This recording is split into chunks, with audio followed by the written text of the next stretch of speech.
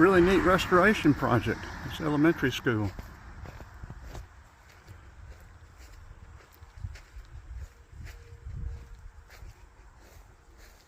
I was looking for a cornerstone to see when it was originally built. I would say with these type of windows and this brick, I'm thinking late 40s, early 50s.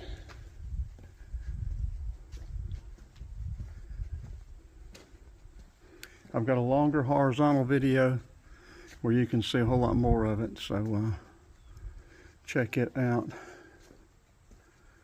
I don't know which one I'll get up first.